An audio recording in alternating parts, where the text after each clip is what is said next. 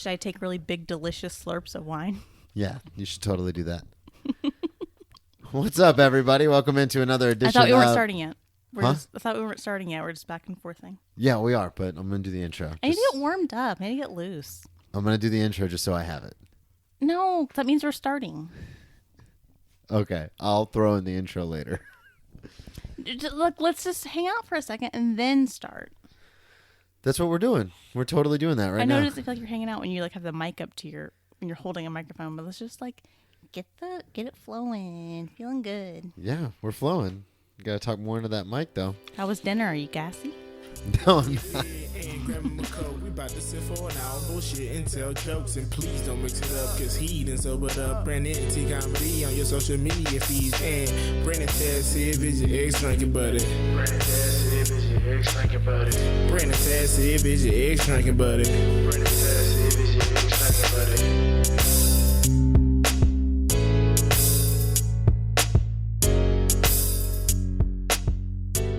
What's up, everybody? Welcome into another edition we're starting. of Brennan Tassif is your ex-drinking buddy. I am your host, Brennan Tassif. Are you going to re-record that later? Probably. Quick rundown of the show if you're new to the show. Sober now, but I did... Why are you rolling your eyes at me? Because you're just going to have to redo this later. Why are you doing it right now? I'm not going to redo it later. This is the best stuff. Oh. Quick rundown of the show. If you are new to the show... So this is live. Great. It's always live. Live to pod. Live to record. Glug, glug, glug. So, this show is ex-drinking buddy. So I like to have friends, family, people on and go over former drinking stories, crazy stories, getting arrested stories, getting in trouble stories. Like I said, I am sober now, but one of my favorite things about being a drinking buddy was the stories that we shared. So again, I will normally always have a guest. Sometimes I will do a solo show. But with it being Valentine's Day, I have Valum-Tymes. I have a very special guest who you've already heard. Oh, my old hat. My beautiful girlfriend. No, I meant already heard in the recording. Oh, okay. Not old hat. My beautiful, lovely, super intelligent, smart, magnanimous girlfriend, Savanna Lloyd. Hi. Say hello to everybody. Hello. Glad to be back. Glad you're here. This is a very special episode. We're doing a Valentines Day episode, so this will be released a few days before Valentine's Day. I wanted to have Savanna in. We were going to go over some cringe-worthy drunken dating stories, pickup stories, out at bars story kind of things. Yeah, I feel like a little actually nervous right now because I thought we were supposed to do a little back and forth first, and you're just straight into reporter mode. I am a professional, and despite what you believe, when you say these are my fun hobbies, no, I think you're totally professional, but you just launched right into it. I know. I have to get the audience prepared for what we're about to talk about, and then we'll go back into the tit for tat, back and forth. I'm not prepared for what we're about to talk about. We've already talked about what we're going to talk about. Okay. So, like I said, with love being in the air and everything. Love is in the air. Wanted to get this episode out so everyone has something to listen to on Valentine's Day, especially if you don't have a specific someone. You can listen to Savanna and I fight and argue and share cringeworthy stories. Just be miserable together. And share some cringeworthy stories. We just got back from our date night. We went to Orsay. Huge shout out Orsay in Jacksonville.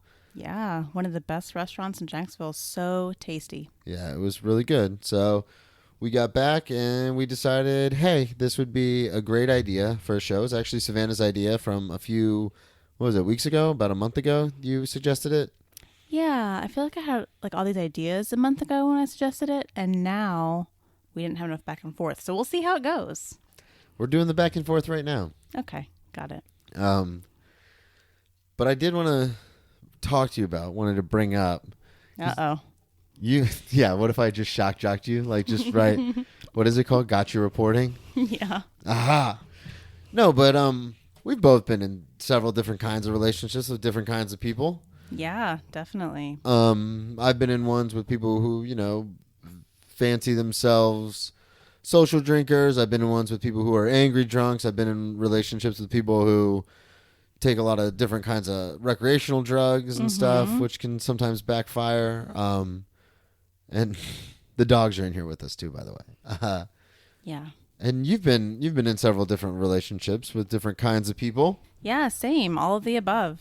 Yeah, so wanted to kind of talk about and the first couple stories, just so you can kind of get a feel. I know it takes a while getting used to being on the mic again, since it's been a little while since the last time you were on. I wanted to start with some of my cringeworthy stories. You have a bunch. I do have a lot. Some of the stories you tell me make me so Into the microphone. bad for you. So cringeworthy. Yeah, some of them are pretty bad. Pretty bad, yeah. So I don't drink anymore. I actually... Sometimes you tell stories, I'm like, oh, that sounds really fun. And sometimes you tell stories like, thank God you don't drink anymore, because that sounds nuts. I know the audience is kind of sick of hearing my stories. You guys would be shocked with all the editing that I do. You guys and girls, you cool cats and kittens, would be shocked with some of the editing I've done on the last few episodes. I realize I keep repeating a lot of the same stories, and so I have to go back through and re-listen to the podcast and edit those out so you guys don't hear them 19 times. But some of the stories we're going to tell today are all brand new to everyone except Savanna, because I've told them to her before. Yeah. But like I said... it made me feel so bad for you. Thank you, darling. But yeah, you and I got together, and I wasn't obviously drinking at the time. Yeah, I've never seen you drunk ever. Yeah, we went... Or even drink a little bit of anything. We've talked about... we were talking about this the last time you were on, kind of what it's like to date someone who's sober now and what it's like to, stuff like that. But what I wanted to get into today, since we talked about that on episode 7... Go back and listen to that. The first half is me talking about my last drunk because I had a friend pass away right around that episode. And then the second half of that episode is Savanna and I discussing what it's like to date a comic, what it's like to date someone sober, us starting to date and me not drinking at all and stuff like that. So if you want to get that backstory, you can go back and listen to episode 7. But today, we're going to go way back in the Wayback Machine and talk about some of our experiences, not with each other, but with other significant others, potential prospects, things like that. Yeah. And those kind of drunken stories, which could backfire incredibly. Some of you might be listening like, Brennan, do you really want to talk about... Oh, I think it'll be great. I think it'll be fun too. Because I think our story is extremely boring. So it's nice to hear the cringeworthy moments of your past and my past. And thank God that it's not the present. Yeah, our story's not boring. It's just more stable. Yeah. It's like I quote all the time from the Bradley Cooper vehicle, Burnt. It's a really good movie. Mm-hmm. Doomed youth is very romantic, but doomed middle age is just sad. And that's kind of what we're approaching. So it would be really sad if we still had continued to have... Drunk stories. Yeah, not drunk pickup stories. Yeah, drunk pickup stories. Not only that, but just oh my God, crazy stories. Like say you... and I were to go out and have a few drinks, and then driving home, we went through the McDonald's drive-thru, and you happened to be a super angry drunk, and you got mad at me, threw the McDonald's out the window, and then I got out of the car and decided to walk home. Yeah. That is a 100% true story that happened to me when I was in my 20s. And if that happened to me now at 33, that would be what are you doing, man? Very sad, yeah. But yeah, that is a true story that happened to me. I used to... That's some of the stuff that you live and learn, you don't repeat. It's super embarrassing and not productive, though. But you've had some ones that really... Well, let's get into it. So I moved to Jacksonville in 2013 when I came here for rehab. And then after about almost a year of being sober, 2 weeks before I got my 1-year chip, I fell off the wagon and started drinking again. And I was in a relationship at that time. And that relationship lasted till about 2017-ish. And then after that, I was kind of all over the place. I would get sober for a little while and then start drinking again and then get sober and then start drinking. And I just couldn't get it together. And in this time, I wasn't working out very often. I didn't blow up like I did in college. You've seen those pictures of when I blew up to 315 pounds when I stopped playing college football and was drinking every day and eating Taco Bell every day at 2 a.m. Yeah, I saw. But throughout this time, I was still obviously, I was trying the Tinder thing, which was difficult. One of the things I would do on Tinder, I had a joke about this that I used to stay on stage, but I've wanted kids since I was 12 years old. since my parents told us that they were getting divorced, something clicked in my head where it was like when you're trying to show your grandmother like how to use an iPhone and you just kind of want to be like, just move, like I'll do it. Like that's the kind of mentality I had when it came to kids. I was like, I'm going to do this so much better than you. Now, hindsight's 2020, now being 33 and seeing all the sacrifices and stuff they had to go through. I know that's not the case, but when I was 12, I just thought like, I'm going to do this so much better. So that's an extremely sensitive thought for a 12-year-old too, to like be so not into your immediate friends and video games and stuff, to think that you want kids at 12. Yeah. That's like crazy to me. Any 12-year-old boy I knew was not thinking that. Oh, well, I didn't really have any friends when I was 12. Aw. No, I was a bit of a loner. Still am to a large extent, but yeah, I just remember, I mean, and this could be one of those things where I'm misremembering, but I remember wanting kids ever since like I can remember, like especially after my parents had told us that they were going to get a divorce and everything was happening. I remember two things happened. One, like any young child who's super sensitive like I am, I immediately thought, well, this is all my fault. What did I do? What could I have done better? Which isn't true. You know, people drift apart. That happens. And then my next thought was, well, when I get older and have kids, like I'm going to do it different, which is, again, is an odd thing to think, especially now. Very odd. Well, and especially now being older and looking back on it, it's like, yeah, you hope, but saying it doesn't make it so. I feel like most young boys when I was growing up, like, yeah, they would say like one day they want kids, but like it was such an abstract thought. They were more concerned with like trying to peek up your skirt and stuff. Like they definitely did not have such articulated, sensitive thoughts about family and stuff. That's interesting. Yeah, well, I'm a pretty sensitive guy. You know that. Because I'll make fun of you all day long, and the second you make fun of me, I'm like, you're mean. Yeah, we talked about that tonight. Yeah. You want to be able to make fun of me to your heart's content, but I can't return it because you're very sensitive. I'm very sensitive. No, you can. I just get really mad. Anyway, so fast forward to 2018-19, I guess, is when this would have been happening. So I'm trying to do the Bumble thing. I'm trying to do the Tinder thing. But again, I'm not nearly as in good a shape as I was, one, when I was sober and in that relationship. Because I'm also odd in the sense that when I'm in a relationship, I feel like I need to work out more as like a thing. Like again, yeah, odd. Yeah, I'm an odd duck. Yeah. But when I'm not in a relationship, I'm like, well, who gives a shit? Like, why am I like going to work out? Like, it's just for me. Like, I'm not trying to impress anybody. But hindsight, again, it's like, oh, I should have been working out harder then, because then I could have gotten all sorts of strange. But which is like the ultimate goal. No, not the ultimate goal. I feel like it's the usual thought of guys. Like when you have the possibility of any strange at all, you are like working out harder. Yeah, that wasn't the case for me. I didn't work out nearly as hard. Like when later on, like 2018, 2019, I probably started working out more. But 2017, when I was newly single, I wasn't really. Yeah, crazy. Also, I feel like revenge is a huge motivator. Like anytime, so I kind of jump from relationship to relationship.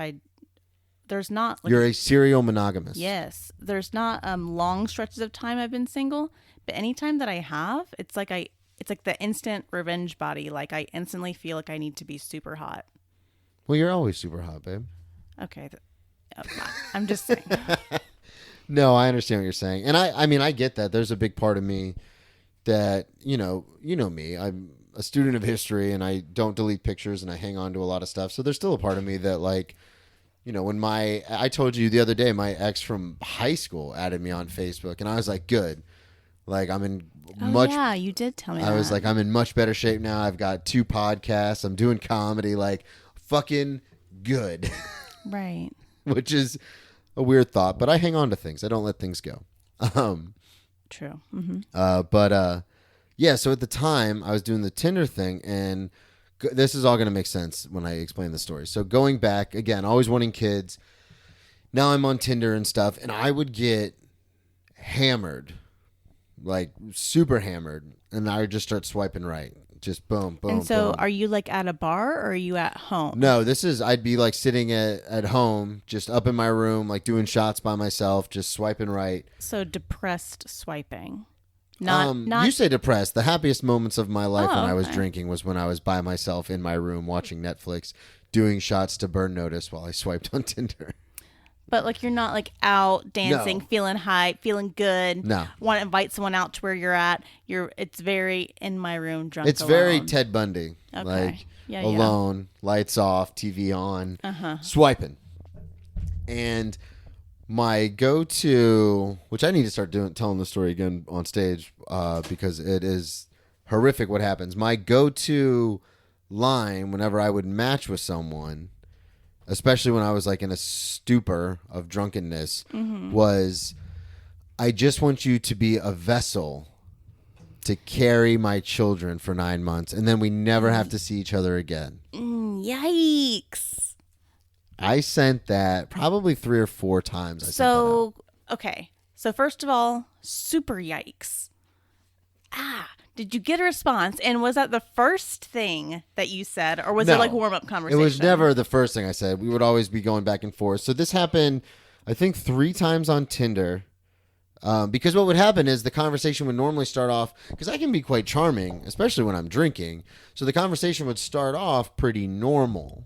And then just kind of go back and forth. Nice back and forth. Okay. Yeah. Oh, what do you do? Oh, I wait tables, but I also do comedy, even though I wasn't doing comedy at the time. But I still said that because I thought, oh, well, if they think I'm funny, you know, my old saying, if you can make them laugh, you can make them breakfast. So I was like, oh, that old gem. I do comedy, yada, yada, yada. And then, like, if we would ever get into deeper conversations about stuff and started talking about, like, kids or families or past relationships, that's normally, and at this point, I've been drinking the whole time. So then normally that's when it would trigger in my head, like, oh, I really want kids. Which, again, in my drunken head, I'm thinking, oh, women love it when guys want to have kids. It shows commitment. It shows stability kind of stuff. And Usually willingness to commit is a good thing. Wanting someone to be a vessel for your child and then to fuck off and never see them again is not a good thing. Yeah, so eventually I'd fall off the rails and say that. The worst time I ever said it, though, was I had a regular at my old job, and she would come in all the time. And so 2 things. So I had one of my regulars at my old job. She would come in all the time, and we got to talking, and she had lost a bunch of weight, so she had she was funny and she had a good personality, but she also, like, you know, had some self-confidence issues because she used to be a bigger girl and stuff. And I remember I invited her over to my house once. Same situation.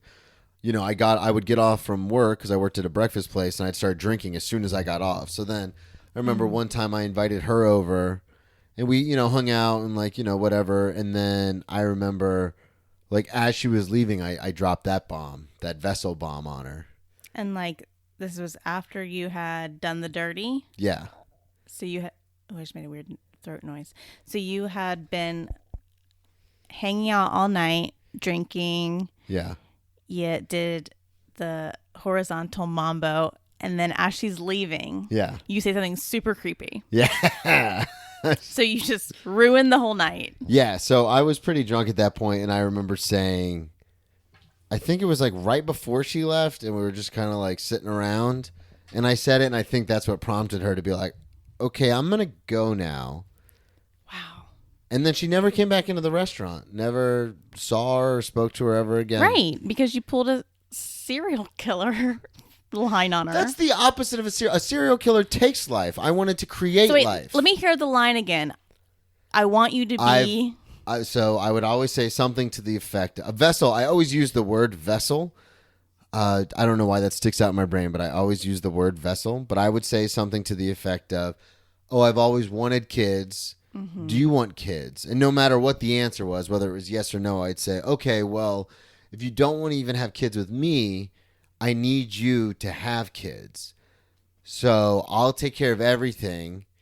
You just get pregnant and be the vessel for the kids for, you know, the 9 months. And then you have the kid, and then I'll be out of your life. Like, then you never have to see me again. So you were proposing to random women that they carry your child, give you the child, and never see them again? Well, when you say it like that, it sounds bad. Like, and this was supposed to endear them to you? Yeah, I thought in my twisted, fucked up brain, I thought, what's sweeter than a guy who wants to have kids and raise them himself? Well, and it was also true at the time. I mean, usually in a woman's like fantasies about marital life or family bliss, they're thinking of a man who loves her so much that they want to create life together. Like they're so in love, they want to create a likeness of them and start a family and be together. Yeah, that's not what I was thinking. Just give me an egg. And at the time, I was very sick. I'm still very sick, but I'm now sober and recovering, so I'm a lot better. But I was very sick, and I was, I had just gotten out of a almost 4.5-year relationship with someone that I was engaged to, so I was pretty broken. So I was lost. I didn't really know what I was doing. I was just kind of like, well, I assumed I would have kids by now, and I don't. And I want kids, and I can't get my shit together. So maybe if I had a kid, that would give me, again, this is all very sick, twisted thinking I had, definitely back sick then. and twisted. This was almost, this is 5-6 years ago. The answer to anyone's depression is single parenthood. Yes, bring it on. Well, a lot of people have kids to try and fix relationships. I thought maybe I could have a kid and fix myself. But yeah, maybe. I remember I told you that story once upon a time, and that was probably the most horrific thing I had ever said to you. Yeah, I think I looked at you in disgust, like, wow. But I don't, obviously, thank God it didn't work out that way. Right. What if someone had taken you up on that? Yeah, that would have been weird. Well, and especially, too, because, I wasn't being, forceful, obviously, with any of the situation. I was just, expressing my crazy opinion. But what if you had, jumped in bed with the wrong crazy? And she was like, okay. That actually almost did happen. Oh, my God. The story continues. More developments. It wasn't that. It was just I had met this girl at work, and I told you about that relationship. That was the relationship I had a year before you and I met. And this, it had to have been a year because I was still drinking when I was hanging out with this girl, and it was a super disturbing relationship where she kept hooking up with her ex while her and I were together, and very, as far as the tendencies, very sociopathic, very much no emotional connection. So this person would say certain things in all seriousness, look you dead in the eye and be like, I love you too. And then literally leave, block your number, and go hook up with her ex. And then I'd be trying to text and call, and it's basically, it gives you that notification, message not sent, blah, blah, blah. And then I'd get a call the next morning hey, what's up? And I'm like, what the fuck just happened? So, but that person on this topic, that person was very willing to have another kid. She had already had kids and was very willing to have another kid, and just kind of was like, okay, we could try, I guess. Why not? Oh, my God. And then it didn't work out. Stuck with that person for 18 years, just on a whim. God, when you say it like that. Not even 18, the rest of your life. Yeah, when you say it like that. It's on a whim. Very glad. Why not? I'm very glad it didn't work out. Right. I already got some. Just throw one more in there. Why not? Yeah, that's pretty much what the situation was. But the thing that was so weird to me was the fact, because I've never met, and I'm no doctor, so I can't diagnose someone as a sociopath, but I've never met anyone who was truly disconnected from emotion before. And I thought when you and I first started dating, I kind of thought you were like that too, but then you've since then opened up. But when we first started dating, I was like, does she just not? I've told you this. I had fears that you were just kind of like dating you in the beginning was almost like being on the football team in college, where it's you could just walk in tomorrow and be like, no, you're cut. It's not working out. I was like, yeah, constantly living in fear of that. And then I saw you have a softer side, and I was like, oh, she actually does care. She's not just. You wouldn't just date someone just cause, which is what this person was doing. No. Yeah. Which is weird because, like I said, I've never seen that. And now it's kind of scarred me to the point where it's because you and I have had those conversations where I'm like, is that how women feel? Because the person I was with before was very bubbly and expressive and very emotional and, you know, just like I am. So it was one of those things where I thought every relationship where you would say, you know, I love you or something like that would be like that. But that's the not one the before case. was like drastically younger, right? Yeah. Well, yeah, 6 years. Yeah. Yeah. And that was the other thing too, is that, so when I started dating, we'll say, you know, person X, when I started, like, because we were like quote unquote dating, but when I started dating her, and I was still drinking at the time, so everything was a mess, but that was the first person that I'd ever met in my entire life that I can recall that was just kind of like, yeah, I'll tell you I love you, but then I'm gonna go have sex with my ex like that same day. And This I was is like, the recent one. before, and so that was insane to me. But that one almost ended up with that situation. But like, couldn't you sense that she wasn't really like didn't love you, like wasn't into it? Yeah, but that's the thing is, especially You when just I'm wanted to believe it. Yeah, and when I'm drinking, my brain is so scrambled where it'll convince me that everything's like, no, it's going to be okay. It's going to be okay. And then when it's not, it gets, you know, that's how I ended up with alcohol poisoning on my 30th birthday was it betrays me. It keeps telling me everything's going to be all right. And then when it's not, it's really not. Like, it's like, oh, we've gone too far. Like we can't turn around now. So, and it was the same thing in that relationship where it was like, no, I'm going to keep, like, I remember because my grandmother lives in Jacksonville, you know, and I remember I brought her to my grandma's house to meet my grandma. How long did you date this girl? Like a few months maybe. But I brought her over to my grandma's house. Like she had met my uncle because I wasn't driving at the time either. So she was like dropping me off at these places. And I was like, oh, come inside. And to her credit, she was very much like, no, I'm all right. And I'm like, no, you know me. I'm like, you know, jump off the ledge before I even look down. I'm like, no, come on. Come meet my grandma. And that was a terrible situation to find myself in. Was it super awkward? Yeah, but you know me. I'm a people person. I was very good at like trying to make it not awkward, but looking back, it was incredibly awkward. Nice. Yeah, it was bad. But all right, so comparatively, we're aces. We're all aces. Happy Valentine's Day, everybody. better than the last one. That'll do. That'll do, pig. That'll do. No, but our relationship is I think great because I can only speak for myself, and I say that all the time. But I'm older now. I'm obviously sober now. I see things a lot more clearly. Right. And the fights that we get into, like we were talking about this at dinner tonight, where like we've gotten in some big blow up fights because and you know, I'll be the first to admit I'm super sensitive about stuff, especially when it comes to the comedy and stuff like that. And so sometimes you'll say something like a throwaway line and I'll take it super personally and I'm, you know. And like sometimes I'll just say stuff because I don't feel like discussing your set or whatever. Like it's just like, and then you take it very seriously. Yeah. And I will flip out. But like we were talking about it today at dinner where I was like, what was, because I remember the not the last big fight we got into, but the fight before that was because of the Instagram thing where I was being just a super dumb narcissist talking about being a public figure on the internet. And that's when you said you only have like 500 followers. You're not a public figure. And I lost it.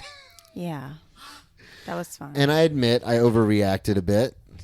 But, well, I probably did too, but like you do like the little narcissistic bit, and sometimes it's just like, okay, we get it. Yeah. You think, you jokingly, quote unquote, you guys didn't see the air quotes. Think you're super famous. Got it.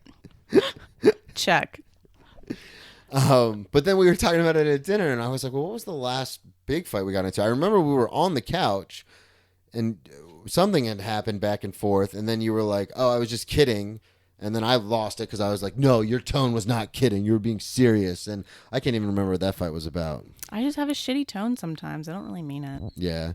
Well, that's the thing, too, is that's what I was trying to get to, is that now, you know, I'm older. You're probably, you know, as far as a maturity level, and just an age level, because, you know, I'm in my 30s and you're in your 30s. I just got called old. No, I was trying my hardest to tiptoe around that, but you are the oldest person I have dated. As in, like, older than you? No. As in, like, legit oldest. Yeah. Everyone you dated has been younger than me. Yeah. Everyone I've dated from So even the last girl with kids, the sociopath, was like younger than 26. me. Sick. But that was 4 years, so she's probably almost 30 now. But that was It was 3 years. In my ago. head, I envisioned her as older, so No. that's why it made sense that she was like that. She was No, like, she had her first yeah. kid when she was like 17 or 18. Okay, I'm significantly more like grossed out by the whole relationship now Yeah, but because it made sense if she was older. no, she was not older. Just a sociopathic 26-year-old. Interesting. Well, that answers a lot of questions. About what? Just about me in general? Yeah, just about our interactions in general.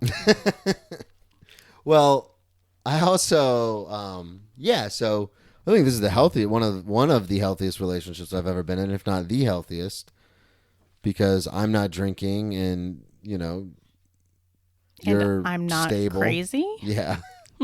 Well, and that's I don't want to trash certain people. Like I don't want to, because we're talking about past relationships. Right, yeah. I don't want anyone I'm to definitely like moody and shit, but like I will straight up tell you and I own it. Yeah, well, and you're also very much like, I feel this way right now. Just let me be right now and I'll be fine later. yeah. And you're also very independent, because I've been in relationships yeah. before in the past that, I might romanticize in my head, or I've been accused of romanticizing in my head about past relationships with certain people. And then when you really think about it, it's like, oh, like I think about it so fondly because we were together all the time, but we were together all the time because we couldn't function apart. Right. And not in like a healthy, oh, we love each other so much way. It was just like we could not be alone. Yeah, that never works. Yeah. That's bad. And it's probably one of my biggest irritants when like it's like a play-by-play. It's just like, okay, like talk to me about something interesting. I don't need a play-by-play. I mean, I don't say that, obviously. No, you've said that to me before. Well, I try not to. Well, I that's like the other thing, too, respond to your stuff and like the check-ins, but like sometimes I'm just like, just like talk about interesting stuff. I know you'll be home soon. Yeah, Got well, it. and that's the other thing too, is that there's almost a routine, almost like a habit that's built into my head where it's like, okay, I'm doing something, I have to check in. Right. And Yes. that doesn't come from just the past relationship. That comes from ever since I was a kid. I used to have to call. I still do have to. If I'm going over to visit my dad and my stepmom, I need to call first. Or same thing, if I'm going to see my mom and my stepdad, I need to call first. Yeah, I have to do that too. But then as soon as I But that's just something own, that's been like burned into my head since I was a kid. Was like, you check in with what you're doing, you call with what you're doing, and you say, if I'm going out with friends, I'll tell you I'm going out with friends. And I'm a very skeptical person to begin with. So like my first instinct is like, well, if I don't know where you are and you're out with your friends and you're like drinking and having a good time, there is a possibility, it's as slight as it might be, there is a possibility that you could die on your way home. And if I don't even know you're out, like and that's what kind of and I'm anxious and stuff naturally. So that kind of is why that happens, even though. But I mean, as you said earlier, I'm the oldest person you dated, so that doesn't happen often where I go out drinking. Yeah, that's true. That doesn't happen very But often. I want to get to that story at Ale House you were telling me about. Okay. Because that, I feel like stuff like that's happened to me before, and I've never imagined I'd be with the person who does that sort of thing. Okay. So, while I was not trying to find a baby mama on Tinder and Bumble, You were trying to find one at Ale House. I would often, there was an ale house across the street from the day job I worked at, and a lot of times, like I said, we would start drinking, me and like a couple coworkers a lot of the time. Well, there was a specific coworker. Him and I would always go out drinking after work. Like if I was going to drink with someone, I would go out to the ale house across the street with him, and we would do a couple rumpy shots, Rumpelmans, do a couple double. At like 3, 4 in the afternoon? Yeah, right, probably like 2 or 3. We'd do a couple Rumpelmans. 100 proof shots. Yeah. Get the afternoon going right. Yeah, do a couple of Tito's and Sprite doubles. Or not Tito's, excuse me, Absolute and Sprite doubles, because those are $5 doubles. So do 2 or 3 of those, 2 or 3 Rumpelman shots, smoke like 5 or 6 cigarettes. Then we'd go our separate ways. But every once in a while, we'd end up hanging out there a little later. Because like I said, I liked to drink by myself. So I would go out with people, and it would be fun in the moment. But then after about 2 hours, I'd be like, all right, I want to go home. I want to just get my handle, go home, smoke cigarettes, and watch Netflix by myself. Like, I don't want to be around people. Sidebar, was it always like that? Like, when you were in college, did you like to go out to bars and stuff? So that's the thing. When I was in college, before I went to college, I took that year, like the semester basically off, and I had my own place, and I would have friends come over, and we would drink there, and I was very social. Like, I loved drinking with other people. And that was the same through the first 2 years of college. And then when I stopped playing football and started getting out of shape and my anxiety began to progress and my depression got worse, I started realizing I didn't like being around people. Like, I just didn't like it. And I loved to drink, but I didn't like people. So, and I always having to be on, because I worked in the service industry, so always having to be on in front of people, I could turn it on. One of my best friends in the entire world, I remember when I was drinking. So there's no hard feelings, but my buddy Dan, you know Dan, I've talked about Dan with you before. Yeah, you've talked about him. He, in South Florida, him and his now wife, but it was his girlfriend at the time, when I was like really bad in my drinking and stuff, because Dan and I used to party in the dorms, and I used to love hanging out with people when I was in shape and playing football. I loved like being around a lot of people. But as I got worse, I remember, I think, I'm almost positive I'm remembering this correctly, but I remember Karen invited me over for a party one time, and she told me, basically the long and the short of it was, they wanted me to come over because they knew I would get everybody going. Like, I'm the guy pouring shots, like, hey, let's do it. But I could only maintain that for an hour or so. And then I would once I crossed a certain threshold of drunkenness, I just wanted to be by myself. Yeah, that's crazy. So it's weird. So like, it's a long way of answering your question, but even as I got older, like, I would be super fun at a party, but after about an hour or two, for 1 hour. But after an hour or two, I'd be like, I don't want to fucking be here anymore. Yeah. Like, I want to leave. And that's since probably my junior year of college, my, middle sophomore year, junior year of college, when I stopped playing football, up till my 30th birthday. That's how I was. Where I could be out with people and I'd be a fucking blast for about an hour or two. And then I'd be like, nope. They used to call me the Wanderer in college because I would bring a backpack with my own booze and soda in it. And after about an hour at a party, I would put all my shit in my backpack and leave. Just start walking.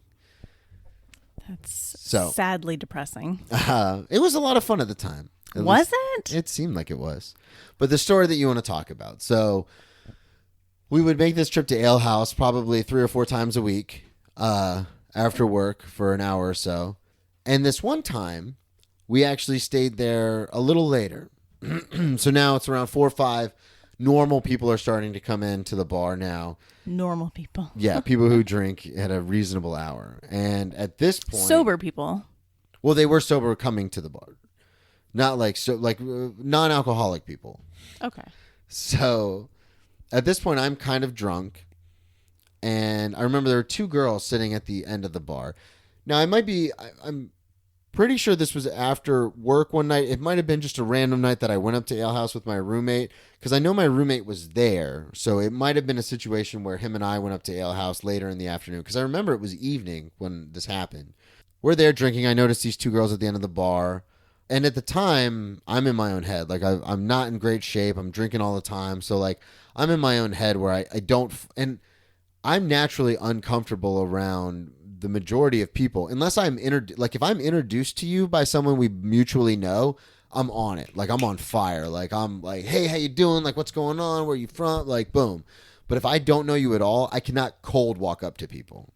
So that's very interesting, because every example of your personality I've seen in bars, at work, whatever it may be, is extremely flirtatious and approachable and open and warm. Well, see, you say at work, but those are people I've been at introduced bars to. Too. Like going out to a show and you're just greeting everyone. But those are people I know for the most part. I'm very uncomfortable if it's not even to the point where I'm uncomfortable. I just don't have interactions with people I don't know unless they approach me or someone goes, oh, this is my friend so and so. Like I said, if I just get that one little inch, I'm in. Like, I'm going. But like if I don't know you at all, I will not approach you. I don't talk to girls. Start the conversation. Exactly. Gotcha. I don't talk to girls at bars. Never have. Never. I mean, I shouldn't say never. Only a Sith deals in absolutes. But I've never been very good at talking to women at bars.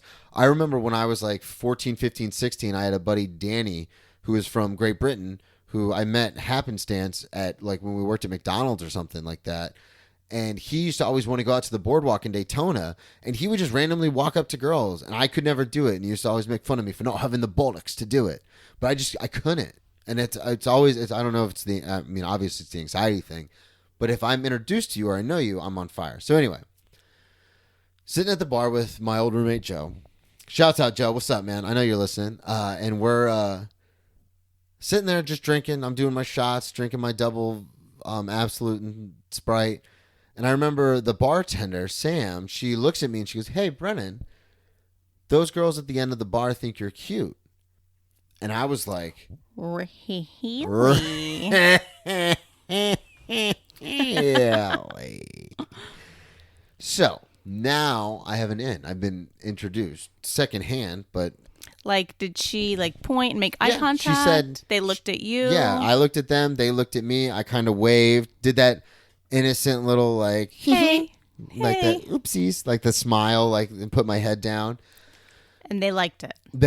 Everyone's all in at this point. Fast forward about 30 minutes. I've now done 2 or 3 more shots trying to get the courage up to go talk to them. Don't get the courage up. About another 30 minutes passes, and now all those shots and all those drinks are kind of hitting me all at once. And I drunkenly get up. Now you're just a sloppy pile. Total mess. Like being asked to leave the bar, kind of a mess. Hot mess express. Choo choo. I get up, and I could have sworn Joe was like, "What are you doing? Like you can't even really stand. Like, don't, like, what are you doing?" Now you're going over there? Yeah. It's he could see the writing on the walls. And I stumbled over, and this is on the other side of the bar. These are big bars too at Ale House. Like this is Ale House in Jacksonville. This isn't like some sports bar in New York where it's super crowded and cramped. Like this is a long walk to the other side of the bar. So I go to the other side of the bar, and I just like put my arm around the girl. Nothing. No. Hey, how you doing? My name is Brett. None of that. Just weren't there 2? yeah, there's 2. How'd you pick which one you put your arm around? I just put my arm Just around randomly. the cuter one. Yeah, randomly. The cuter one. Yeah. And They were both interested at one point. that's what I was told, was those girls at the end of the bar think you're cute. So you took your pick. Yeah. Threw my arm around her, and I remember being like, and again, this is a little hazy. I'm not 100% sure what I said. Come on, but I'm ready for the cringe. Bring it on. I put my arm around her, and I was like, "Hey, I think you're cute. You think I'm cute. Like, you want to go hang out? Like, let's get out of here." And that's when she did that whole thing where she like picked my arm up and like gave me that look. And Sam, the bartender, came running, like almost running Oh my god. down to the end of the bar. And she's like, hey, Brennan, you all right? Like, what's going on? And the girls did that like, we don't know. And I'm almost positive it was either her or my roommate at the time was like, we need to get out of here. Like, let's go. Wow. Yeah. And that is one of the only times I can remember actually trying to pick a girl up at a bar. And that's how it went. I What's was interesting is kicked out of the bar. the amount you drank, but the clarity you remember, the embarrassment. Well, I told you what happened when I got my second DUI. I don't know. Yeah, I blew a .28 and the officer said, Oh my "How are God. you talking to us right now? Normally we have to take people to the ER when they blow this high." Jesus. And I was like, "I don't know."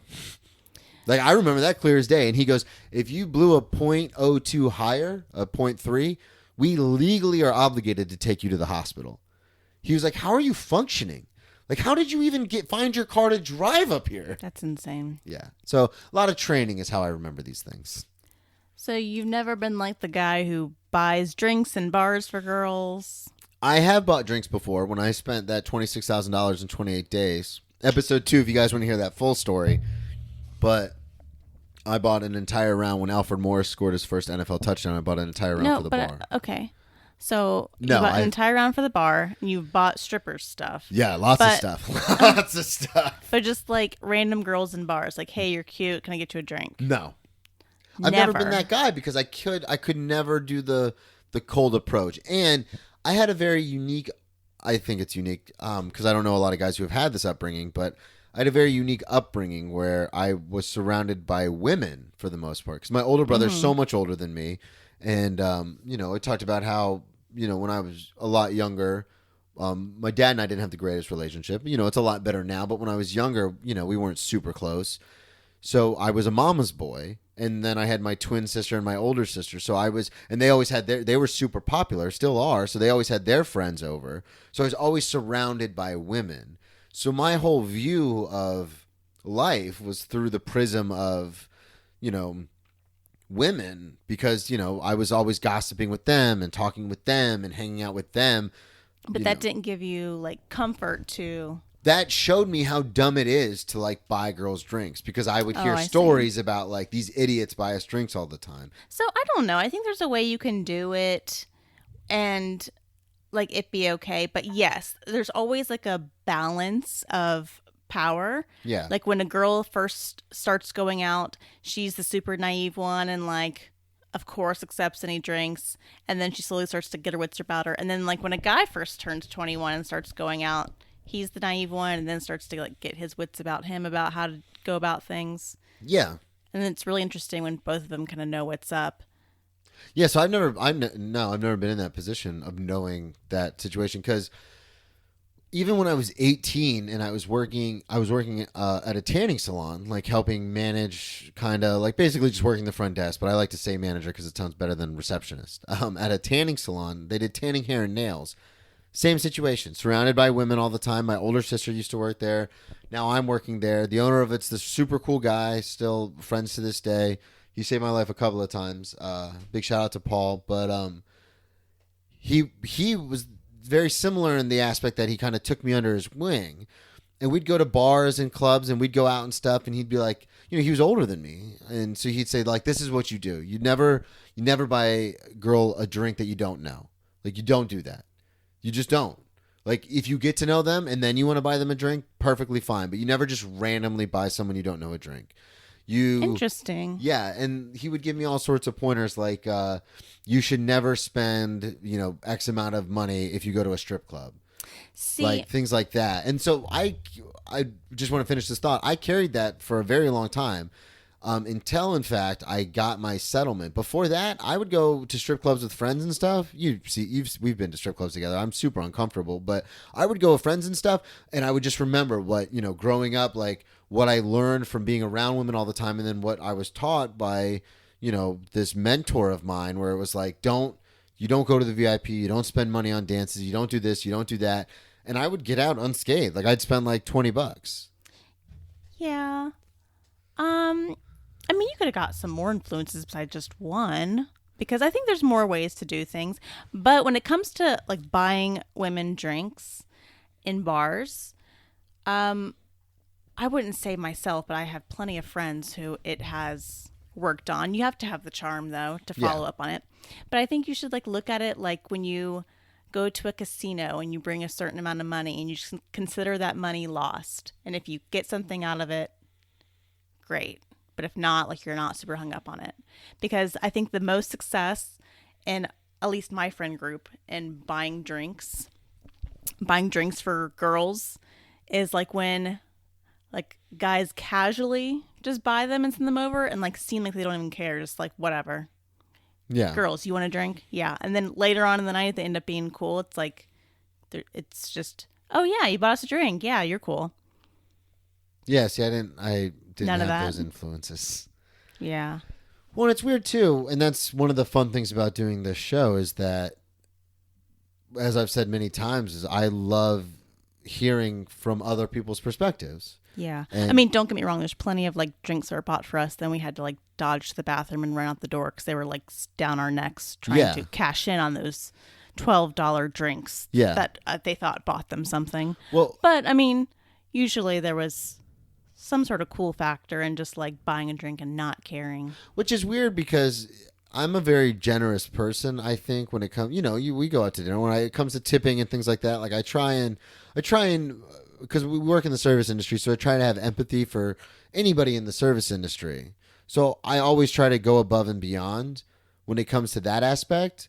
But when it comes to just randomly buying someone something, there's like just something in my brain that's like, I don't know if it's the pessimist in me or the skeptic in me, but it's like, what, like you're just wasting your money. Like, which is weird because I'm all about wasting money. Like I throw money away like it's nothing. But I don't know. It's just, I think it's because growing up in that environment. And then, like I said, the mentor that I had when I was in my early, between late teens and early 20s, it was just kind of cemented in my head. Like, this is what you do. This is what you don't do. Yeah. Like, I probably agree. Like, it can work. It's just a slim chance you have to play it extremely right. Like, you have to be like, extremely cool about it. Yeah. And like in my head, that goes hand in hand with the not being able to cold approach anybody anyway. So it's like, I know I can't talk to this. Like, I know I'm physically going to be difficult to talk to this person. Why would I just buy them a drink? Right. Even when I was wasted, I used to be really bad at that. But there are times, talking about this just reminded me of a story. You'll get a kick out of this. Have I heard this? I think I've told you this story, but I'm not sure. So there was a girl in college. This is not my longtime college girlfriend. This was, I think, after that. This is the girl that I went out to dinner with. It was like our second time hanging out. We had a class together. And I'm, at this point, I'm wildly out of shape, but I'm still, I'm funny, I'm charming, but I'm just like totally out of shape, drinking all the time, like just lost it. This has got to be like close to my senior year.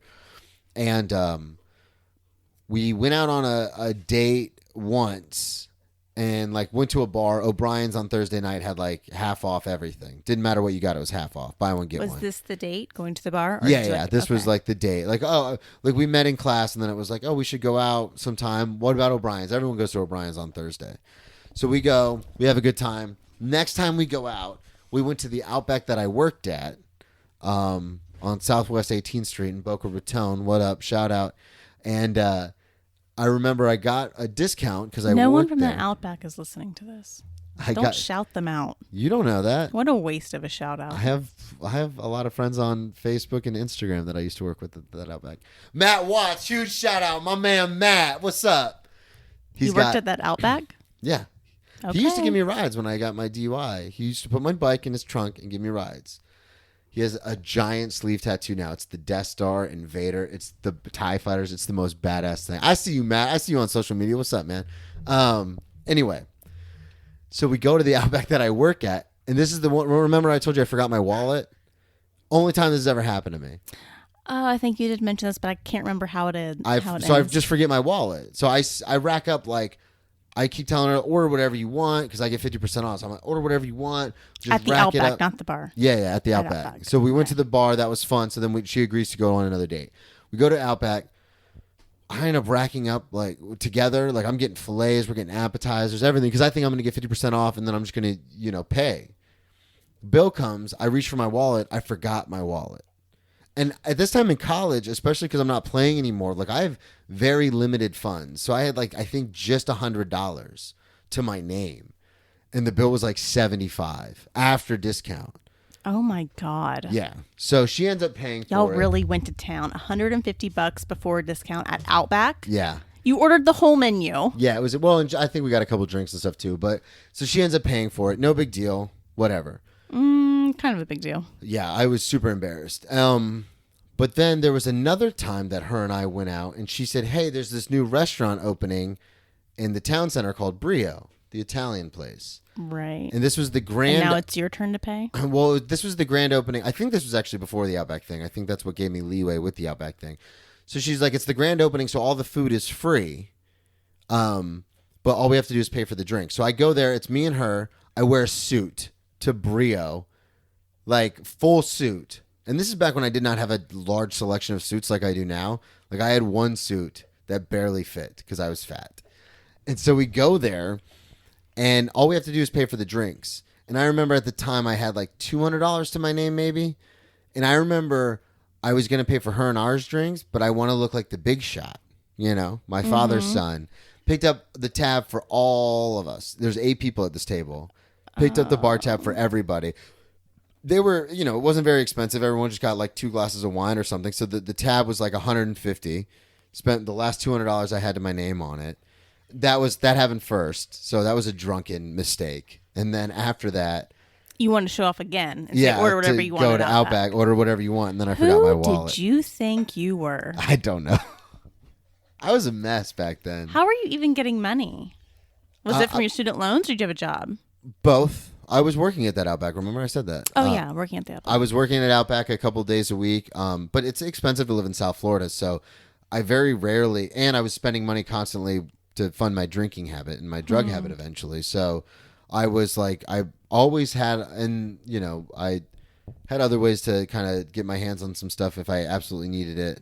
Basically, I would, be that guy and call my grandma and grandpa and be like, hey guys, can you help me out? And of course they would, because they didn't know. I dated someone like that. Buy everyone drinks at the bar and then be really late on rent and bills. Yeah, it's and that's fun. Same thing. I would normally always have rent. I remember I was living with two guys in South Florida. This is when I was living off campus, and everything was going to shit. Like I was enrolling in 15 credit hours, and then to get the student loan money, and then withdrawing halfway through the semester, so I would get a portion of that money back. So I was basically signing up for 5 classes, then I would drop 3 of them, and then so I would get $1,500 for tuition, or my tuition would cost $1,500, but then I would withdraw from enough classes to where I'd get like $700 back. So I was playing that game, which is why it took me an extra year and a half with school and everything. And then, so it was a mess. South Florida was a mess. I'm still curious on how I'm alive. I remember I didn't pay rent the last month we were there. Like I paid it late. I'm kind of impressed you've got your shit together now, because it sounds like... Well, I paid rent so late in South Florida one time. Like basically, if you didn't pay by the 3rd, they would put a pending eviction notice on your door, because in the state of Florida you can't evict someone until the 14th. Like they have to have 2 weeks, and you know that from doing the real estate thing. They have to have 2 weeks before you can legally evict them. So by the 3rd, if you didn't pay rent by the 3rd, on the 4th you would get a pending eviction notice on your door. Like the rent has to be paid by like the 10th or the 14th, or you guys are evicted. I think dorm rules are different. No, this is when we were off campus in an apartment. Oh, okay. Like a live apartment that like normal people lived in. So, because... Yeah, that might have just been scare tactics, honestly. My last 3 years, I was living off campus. So anyway, it was the last month we were there though. So I was like, fuck them. Like, you can't evict us. We're moving out. Right. And I ended up not even paying. My mom ended up paying because she was the co-signer on this place. But the 2 years I lived with these guys, I was always a little, like a couple days late on rent. Like I would always pay it by the 3rd though. And then for some reason, like that very last month, like I just was like, nope, not paying it. Over it. This is my time to shine. Yeah, that was bad. Rent's not coming through this month, boys. We're moving out. Fellas. We were moving out on like the 15th. So I was like, what are they going to do? Evict us? Yeah. But we went to our mailbox like the last day we were there, and like literally probably 2 inches thick, all 3 of us had manila envelopes in there, like of what? From lawyer. They're the apartment complex's lawyers, like mapping out. Was it like all student housing? Like no, students? I'm telling you, this is when in that apartment was like students. No, it was like a legit like families. That's crazy. People. They must have had a lot of issues with that, because that's very like quick. We had all eviction, like law firm fully filled out eviction notices, like 2 inches thick. And then luckily my mom was the co-signer, so she just, and they had both paid their portion of rent. So they're like, why the fuck are we getting these? And then luckily my mom just paid my portion of the rent, and then, the rest is history. But like that was like, I was like, you guys take this kind of seriously, right? Like, our lease is up, right? Like, you sound like a real gem. I was. You really pulled it together. I did. It's been fun. Happy Valentine's Day. Yeah, happy Valentine's Day. Terrible dating / pickup situations I've been in. Yeah. It was bad. I don't even know how I managed to survive, like, down there. You know what I mean? Just from a working, like, paying rent. Because for 23 months... I paid rent in an apartment, and rent's not cheap in South Florida. It was like $700 a piece just for rent.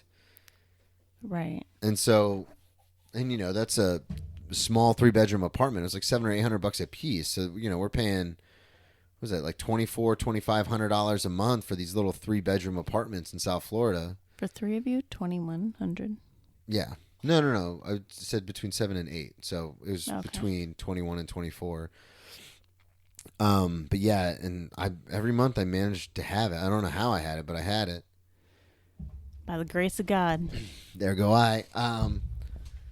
Yeah, you never ran into those situations? I You was never had a always, huge alcohol and cocaine problem and just couldn't pay rent? I was always really good with money. You are still really good with money. The whole reason we have the money to move to New York is because you're the one who didn't spend it. I had saved for 3 months and then sidebar, spent all that. Yeah. As soon as you said we weren't going, I spent it all. Sidebar, like I have in the past spent a lot. Like I'm very spendy. I just haven't been spendy recently because I'm like at that place now where all the stuff I used to spend money on doesn't seem like that interesting anymore. Like it's like, ooh, do I want this or do I want to live in New York? And like New York is outweighing it. So, but usually I'm very spendy and I can't save money to save my life. Yeah, you've been really good about it the last year. Yeah. I mean, you single-handedly have had the money for us to move since April of last year. Mm-hmm. Like I was bringing something to the table, but it wasn't nearly what you had. And since then, you've saved even more. Go which me. is fantastic because as the freeloading comedian, I'm just going to hope to God that. Yeah, no, I You mean, get it I've all made worked some out. like bad decisions drinking, but I feel like usually the guys I date make the really bad decisions drinking. I feel like I kind of grew out of them pretty quickly, so I never had any sort of your drama that you've dealt with. Well, that's the thing, too, is when we were discussing this episode, originally we were going to kind of go back and forth with stories, but then before we started recording, you were very much like, why don't you just share some of your horrific stories? Well, And I then- was gonna share stories, but then we didn't do enough back and forth to like for me to get into them. So, you know, Go ahead. What do you... I don't know now because you've gone off on such a tangent. You told me to. I feel attacked. At dinner, you said, why don't you just tell your stories? Remember you said that. Well, yeah, with like back and forth, but you know. We had back and forth. You're going to make me scrub this whole episode. We're going to have to record a new one. I will make you do no such thing. Hit me with something. Be careful. Closophine's right behind you. Let's talk about your shitty boyfriends. Where to begin? Where to begin? What? Don't look at the mic like it's going to get turned off. Have you ever dated someone like that in a situation where you had mentioned you had dated people where they would buy drinks and then they were late on rent? Did you ever like live with someone where it's like, oh, hey, do you have my half of the rent because I don't have it this month? Not this month, but just like very late, making very poor decisions. How, as a functioning member of society, how do you handle that situation? Do you just yell at them or... Because I've been on the other side where people are like, hey, if you don't have rent again next month on time, you're out. And I'm like, yeah, okay. And then eventually, they kick you out. but- Usually it starts with when you get the news of it's going to be a little late, just like a deadly silent stare for about 10 seconds. And then going into like a diatribe about how unfair this is to me, that I have to be the responsible one, yada, yada, going on. And then it really, really makes for a truly rosy, pleasant relationship. Does it? Yeah. Well, I remember when I was in the long-term relationship, I remember there were a lot of times where I didn't have cable money or electric money, but I would be like, oh, I'll take care of it. And I would just call and get like an extension and like move some stuff around, and then like nobody was the wiser.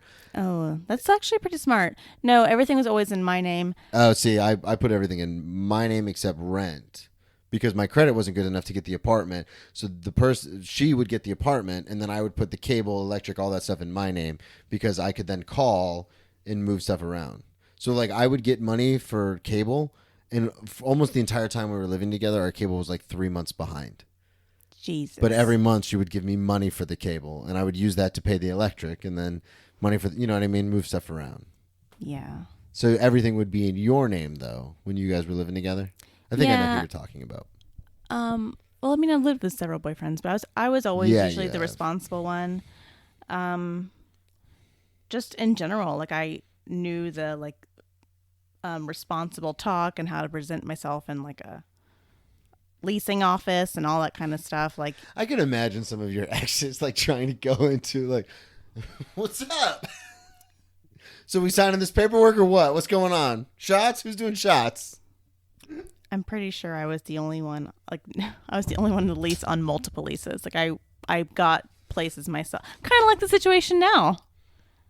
Hey, I had my own place with Okay, my that's name on the true. lease with no co-signer. That's true. That's true. And then you wanted me, well, we decided to move in together, but you had already had the house, so that's why I came here.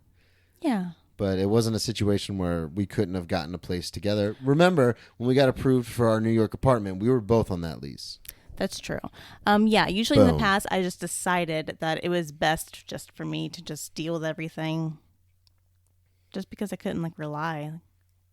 Well, that's another thing that we've talked about before in the past, too, was it's nice to be in a relationship where, you could say to me or I could say to you, hey, can you just get this done? And it's like, yeah. And then you don't have to worry about it again. Yeah. Sometimes that's it doesn't nice. always work out. Like when I tell you to text your sister that I have a show near her house and then you never text her. But, other times it does work out. Mm-hmm. I was going to. Big show this Saturday in St. Pete, Vortex Bar. Yeah, all you listeners in St. Pete, be I've sure got- to come on out. Tampa. All my listeners in Tampa. All four All of you you. listeners in Tampa. All four of you. Bring friends. Bring lots of friends. The Vortex Bar. 8 Tom and o'clock. Giselle, see you there. Tom and Giselle. See you there. Big win. Big win. Huge win. I want to hear more about you talking shit about ex-boyfriends. Okay. So you should.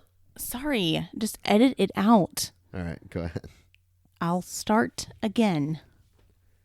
So, usually, I don't date people younger than me based on past experiences. So you were an exception. Yeah, but I'm barely younger than you. Yeah. But still, like, I had it in my head that if you weren't older than me, like, you were vastly more immature than I was. So I am. I've come to realize that. What do you mean? The guy who walks around the house in his Star Wars underwear quoting Hook is vastly immature? Oh, that's not even... I just did it again. That's not even the immature part. That's fine. What is the immature part? No, we're not talking about me on this one. We're talking about, even though I took control of the first Let's hour cut this of and the start over. program. And action. No, but in all seriousness, have you, because we talked, the whole idea of this episode was to talk about past drinking stories and past relationships and pickups and things like that, which I've done quite a bit of sharing on, but I didn't know if you had any kind of go-to, like, comes to your mind when you think, like, when I say I'm sober, I don't drink anymore, you think, thank God I never have to deal with a boyfriend doing this ever again.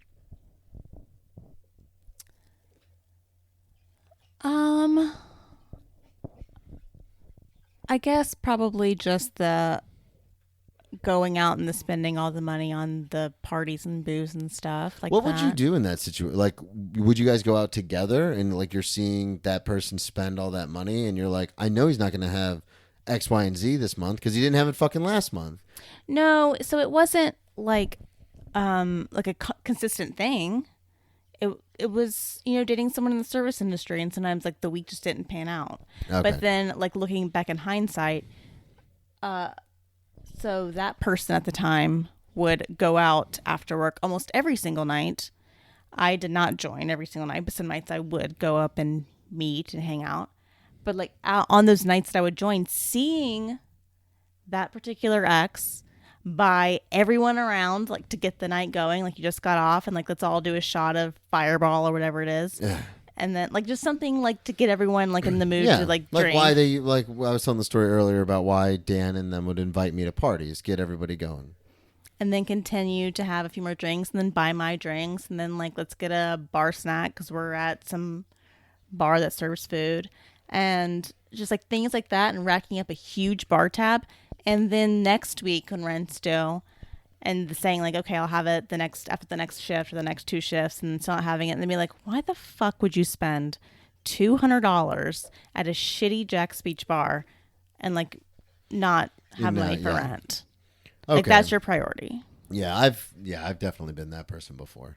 Yeah. And it came about very organically. It wasn't like if it was a very blatant every single month, every single, like, it's always just kind of like a gradual growing and like collecting of shitty experiences where you're like, okay, this is just not fun anymore. Yeah. Yeah, I definitely have been that person. Not Yeah. in, Like, I mean, I was bad when I was in my relationship because, like I said, I would just move stuff around and kind of be like, when you we're have good. to like force someone to be the responsible one.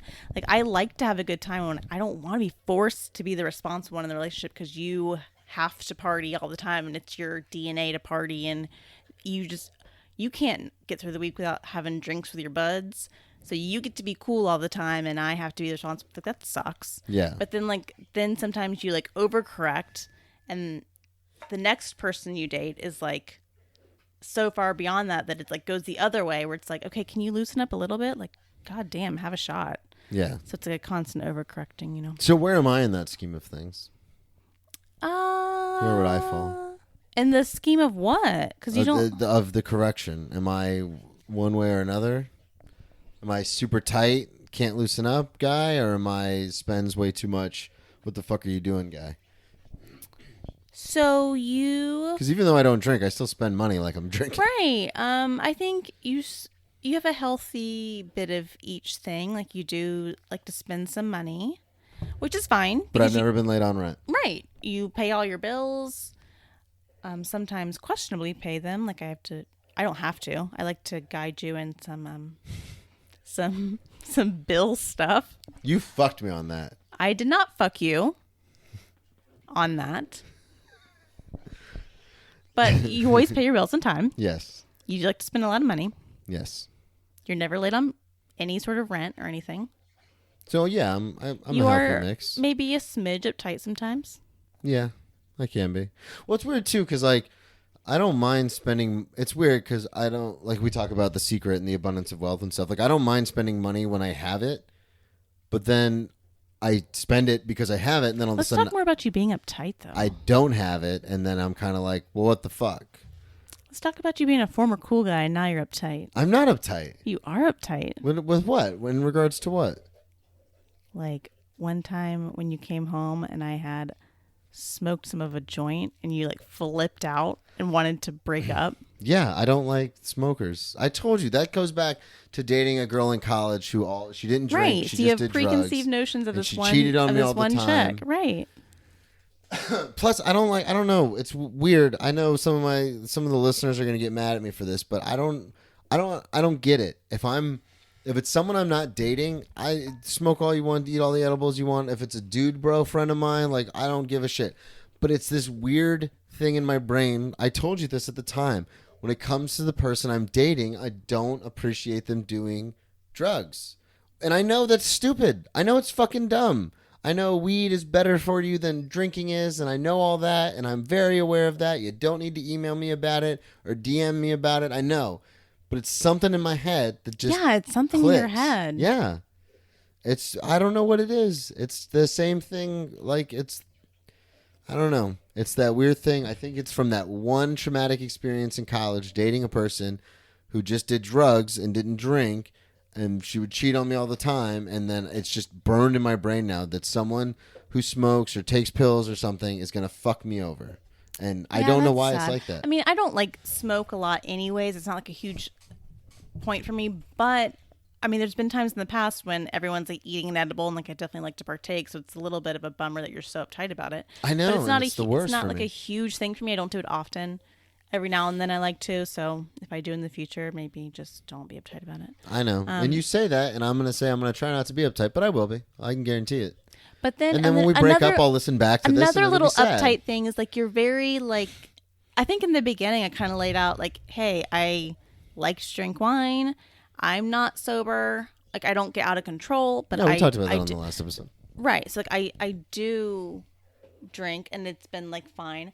But then that's all been fine. But then any little okay, cut. I'm sorry. Redo it. Just cut this part out. I Okay. can't stop it. I didn't realize I'm doing it. I'm sorry. I know. Nobody ever realizes they're doing it until they're doing it. But also like I need water. It's like almost like a dry mouth thing kind of. I'm sorry. I didn't mean to interrupt you. What were you saying? Shut up. I'm not ready to come back yet. Anyways. But then another thing Like, so you're very, I wouldn't say very cool, but like you are fine with me drinking. You buy me wine.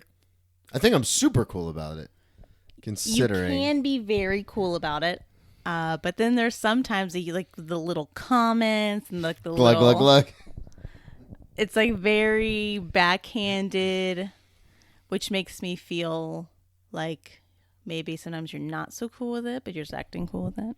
No, I'm very cool with the fact that you drink. Like, it doesn't bother me at all. I think sometimes I make jokes because it's my own, like, insecurity sort of a thing where it's kind of like, you know, well, it's almost like sometimes I feel like you can only be happy if you're having a couple glasses of wine, and I'm kind of like, well, what the shit, man? Like, why can't we just hang out? And I think it doesn't happen often, but every once in a while that thought will creep in my head. And then, like the other night when we were getting ready to watch that thing on Netflix, and you were just kind of like, okay. And then I was like, do you want me to go get you wine? And you're like, no, it's okay. And then I went and got it. And then all of a sudden you were like the happiest person in the world. And I was like times like that, that's when I kind of am like, well, what the shit, man? Like, you can't just have a good time hanging out with me. Like, we have to, you know, and that's to your point. I don't have to, but sometimes it's just, like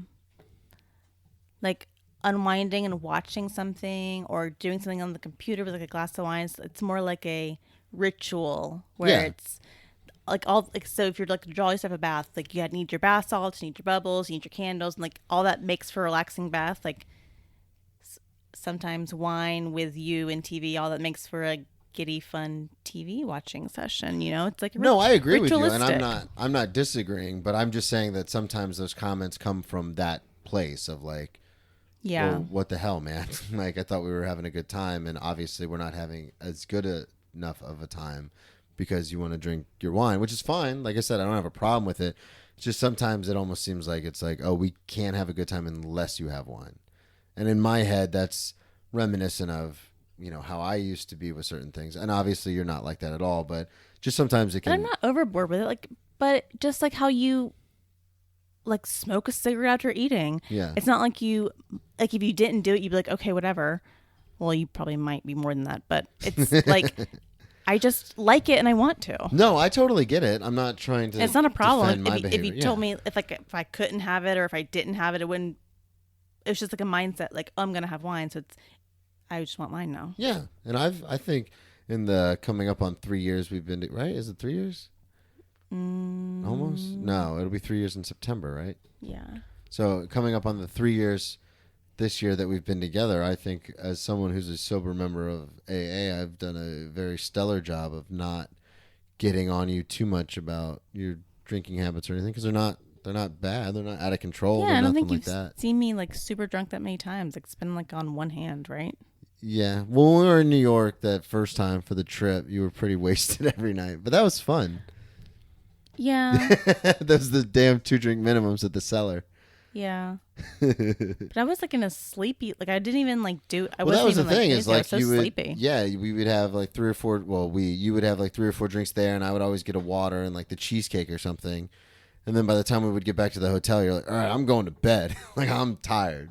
Yeah. So, but I've never seen you in like in a wild and out state, which I honestly, to tell you the truth, I don't know how I would react. Like, I don't know, because I've never been in that situation since I've been sober. Right. Like, I've seen you pretty hammered, but again, most of the time when I've seen you pretty hammered, it's a sleepy mode. Like, I just want to get back to the hotel and go to bed. It's normally on a trip. I feel like your natural inclination, like anytime I hang out with my friends, is like that, like sarcastic little quips. And I feel like if you saw me wiling out, like how my friends and I used to wile out like at bars, you would like not like it. We'd probably be broken up. No, because I don't do anything that would work. Like you wouldn't be like disgusted with me. I wouldn't be, but I like to dance and goof off with my friends, and you probably would not like it. Probably. But also, like, it's just dancing and having fun. No, I know. I've never been like the one who like gets drunk and hooks up with strangers. Like any person I've hooked up with, it's always been like someone I know, and I've had a few weeks to think about it and like let them marinate. Like, I never just like get drunk and hook up. Like, it's always just like anytime I went out, it was to dance in our corner with our DJ. Well, I think that's why I've gotten a lot better. Because I've told you past experiences where I've been dating someone and they're like, oh, I'm out with my friends. And I'm like, Snapchat it. Like, prove it. Like, Yeah, who are you with? Yeah, you used to sound very crazy. Yeah, I don't do that kind of stuff anymore. I let you hang out with your friends. And a lot of Well, times I'm all not my doing friends shows are like or married doing now, comedy. so you don't need to worry about that. But Yeah, well, if there's one thing my past has taught me, that doesn't matter. But again, that's just because we come from different experiences. Like you are the person who would go out with your friends and have some drinks and dance in the corner with the DJ. I'm the person who has had multiple experiences where it's like, yeah, I woke up in this guy's bed. Well, did you hook up with him? I don't know. I can't really remember what happened last night. But I think I hooked up with him. Okay, awesome. Cool talk. And those were relationships I feel like was this is in. every girl's nightmare, like being judged on another girl's sluttiness. Yeah, that's true. But I don't do that anymore. I'm saying I used to do that. I don't do that anymore. Like I let you do your thing and I do my thing, and every once in a while. I don't really do my thing anymore, to be quite honest. You say that, but It's few and far between when I do my thing. that's true. But again, we're older now. We're grown-ups. Yeah. And once we get to New York, it'll be different. Once I'm world touring because of this podcast, What will be different? Brennan Tess, you're going to come with me. And we're going to we're going to do tours. I can around go the do my world. thing more? Well, together we'll do our thing. So I can dance in the corner with the DJ while you're doing some comedy? Yeah, we'll go with that. That sounds like a plan. Okay. Thank you, everybody, so much for listening. Thank you, Savanna, for being on the Valentine's Day episode. Yeah, this is fun. You sound like you're being sarcastic. No, it was fun. I like hearing about all your cringeworthy moments. It really makes me glad that I never witnessed that. Well, I appreciate that. Thank you, everyone, for tuning in. Do you want to do what a lot of my guests do? Do you want to plug all your stuff? You want people to follow you on social media? Got anything to plug or promote? No, not really. If you want to follow me, you can find me. Leave her the fuck alone, everybody. Just like I'm not gonna promote it. If you really want to follow me, you do your own homework and find me. Well, in my case, I'm Brennan T. Comedy on all social media. I just got the Thirsty. TikTok. Yeah, well, Super desperate. I'm a public figure, so. Right. We're going to start that argument again. Thank you, everyone, so much for listening to the Valentine's Day episode. We are recording this about 2 hours before it's released, so there will not be a 2 ton hours before it's released. Yeah, there's not going to be a ton of editing in this Oh my one. God, you have to edit out like half of it. No, I'm not taking any of that out. I called for cuts several times. In the words of Stephen Baker's episode, there are no edit points in this show. I did not know that. No, I do have some edit points sometimes, but this episode was fun. It was good banter back and forth. You didn't say anything that I had to cut because it was offensive or hurtful, and I didn't say anything. I didn't repeat. Yeah, but too I many needed stories. time to collect myself at various points. No, it's good. It's fun. I like it. It's fun. That whole intro is fun. Anyway, Brennan T. Comedy on all social media. Check out my website, BrennanTComedy.com, for upcoming dates. Like I said, I will be in St. Pete on Saturday with the Clam Jam, coming to Vortex Bar and Game Room. Come check it out if you're in the Tampa, St. Pete area. I've got shows coming up in Florida, Georgia, the next couple of months. Check it out on my website, BrennanTComedy.com. Check out my other podcast, Cheers from the Press Box, if you want to hear me talk sports with my man, Joe Dorville. Shout out to the Headphone Joe, no O, no E in the phone. I know you're listening. Check out his album, TV by Headphone Joe. I'm just saying as many plugs as I can to annoy you. All right. My guest today, my beautiful girlfriend, Savanna Lloyd. I love you very much. Love you too. Yeah, there it is. There's that generic love you too. I learned it from you. Heard that. All right. Thank you so much for listening, everybody. I'll talk to you all next week.